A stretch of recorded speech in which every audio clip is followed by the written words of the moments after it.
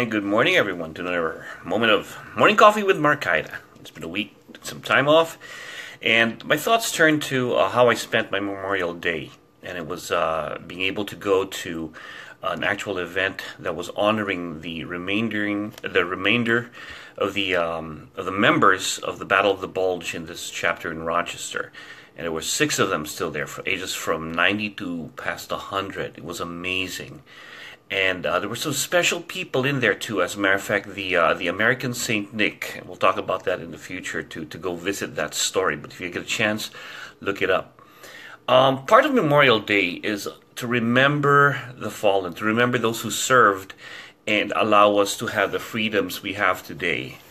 But for a lot of the veterans who actually were involved in this, remembering is a form of therapy. Now, how you remember and what you do with that remembrance does affect the way you're able to deal with it. So much painful memories that are there.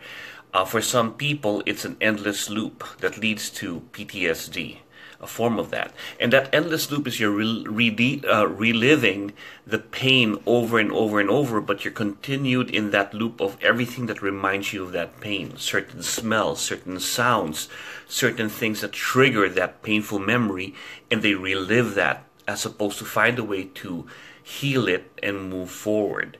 So a lot of the veterans on these particular days fall into a depression, but some actually heal from it because when they're able to remember the fallen, remember what has happened or the incident, they're able to heal from it because now they have formed new associations.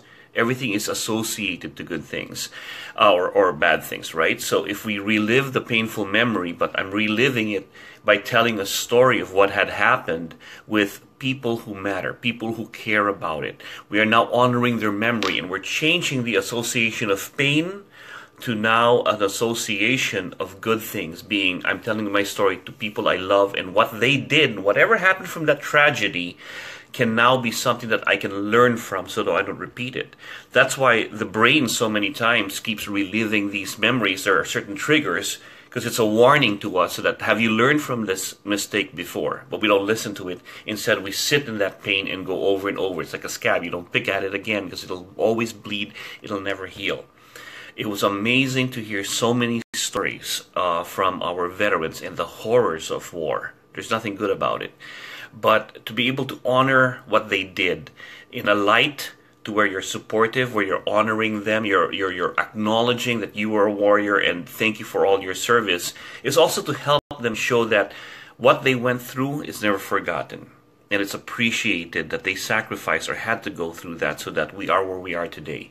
And that's part of the ideas of, at least the way I look at it, when we honor those on Memorial Day.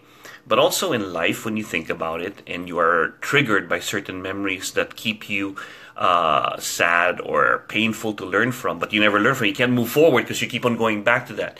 Find new ways to associate those triggers, to associate, like there's simple song. A particular song always triggers a sad memory for me.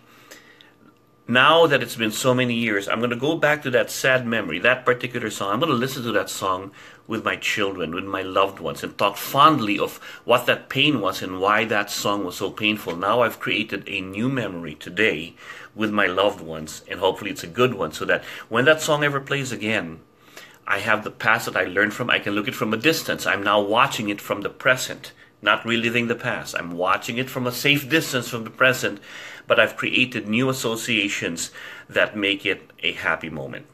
Doug Marcaida here, sharing the ideas of Memorial Day and remembrance and how to make it work for you. And back to my morning cup of Joe. Take care. Have a good day.